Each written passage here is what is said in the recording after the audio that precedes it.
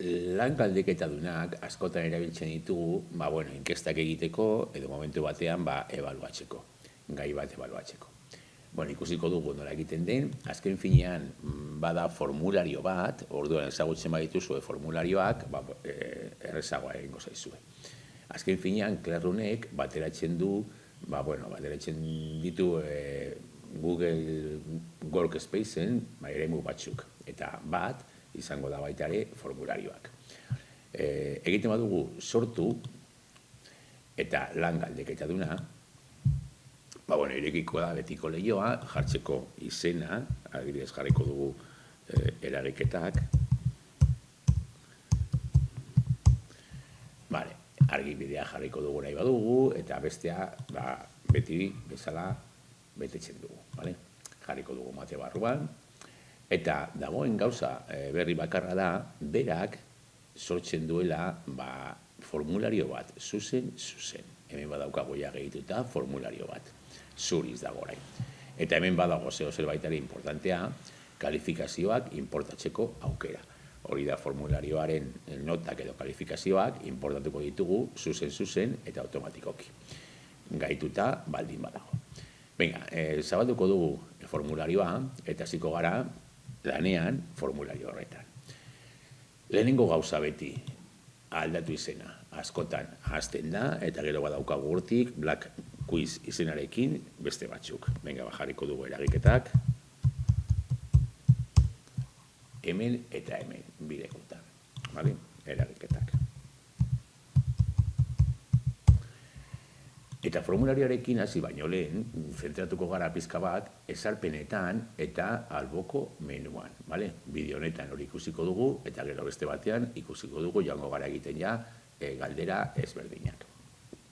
Lehenengoa joaten bagara ezarpenetara, hemen badago gauza pilo bat, batzu behar bada ez ditugu inoiz aldatuko, baina bai pare bat kontuz ibili behar. Hemen, ez lehitu gehieneko kalifikazioak ezarri erantzunak eta bidali orokorrak automatikoki. Hori da, bihurtzeko azterketa bat. Bihurtu ezazu azterketa bat, gaitzen badugu, orduan puntuazioak izango ditugu eskura eta horrelakoak. Bestela ezin jarri puntuazioak. Argitaratu kalifikazioak, bidali bezain azter, eta hemen gauza gehienak ez ditugu gukituko, joan irakurtzen behar bada baten bat bai komeni zaizu, baina normalean ez. Baina jaizten bagara pizka bat gehiago, hemen adibidez galderen gehieneko kalifikazioa lehenetxia, 0 puntu, hori da zer agertu galdera bakoitzean, normalean hasieran. Jartzen badiogu puntu bat, gero aterako zaigu galdera guztietan puntu bat. Aldatu aldugu, baina erantzunak, kudeatzeko erantzunak besteko modua, hemen bildu helbide elektronikoak, hori normalean egiten badugu, bilduko ditugu erabiltzaile guztien helbide elektronikoak, eman erantzunak aldatzeko baimena, hemen badago importante bat, eta da, hau, mugatu berritzegune bezero lau barakaldoko dubeineko. Hau, gaituta baldin badago, formulario hau bakarrik betean izango dute B0 lauko dominiokoek. Eta zuek, ikastetxetan, berdin gertatuko zaizue. Mugatzen baduzue formularioa ikastetxean, bada gaituta izan alduzue. Baina nahi baduzue kanpoko bat, zue dominioko kanpoko batek parte hartu, orduan, kendu behar duzue, desgaitu behar duzue. Horrela, formularioak edonork bete aldu, bai zuen dominioakoa den, ala ez. Hori importantea kontutan hartzea. Erantzun bakarra eman daiteke, nahi badugu erantzun gehiago emateko, behin baino gehiagotan egiteko, eta gero aurkezpena daukagu.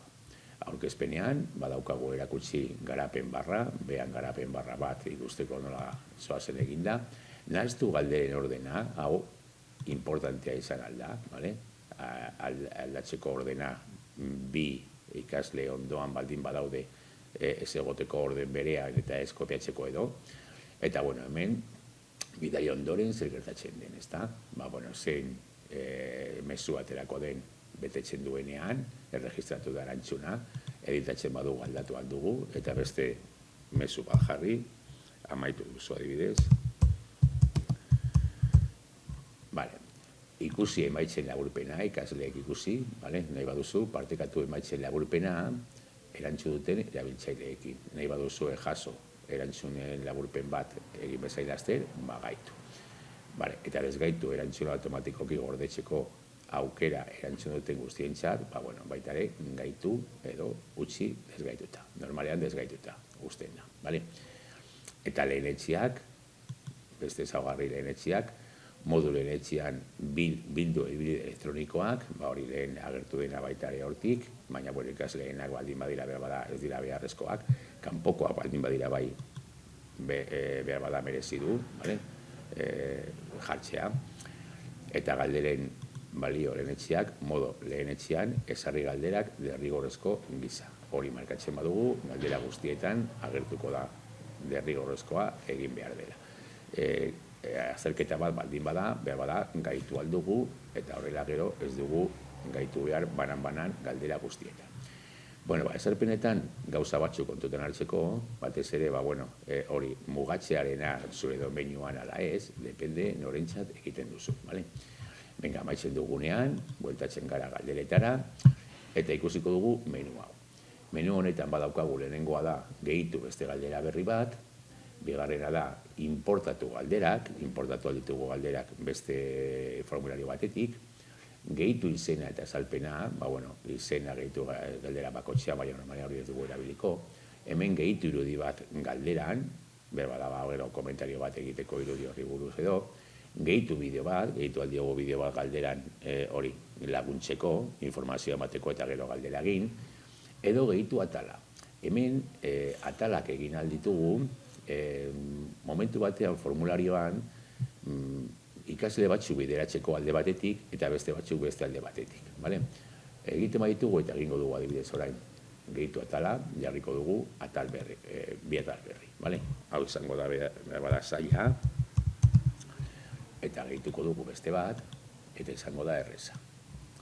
Momentu batean, eta galdetegia egiten den neurrian, bideratu alditugu ikasle batzuk zaila den beste atal batetara, eta beste batzuk errezagoa den beste atal batetara. Egin aldugu pizka bat personalizatua. Eta horrela, ikasle bakoitzak jarraitu bere ritmoa. Baldin bazoaz ondo erantzuten galderak, joango zara honetara. Eta baldin bazoaz edo galderaren bat txarto erantzuten baduzu, bidali honetara. Hori normalean ez dugu egingo, baina jakin aukera bat dela. Atal desberdinak egin eta bideratzea bakoitzak edo ikasleak batera ala bestera. Menu honetan ez dago gehiagorik, itxiko dugu eta horrengo gunean edo horrengo bideoan ikusiko dugu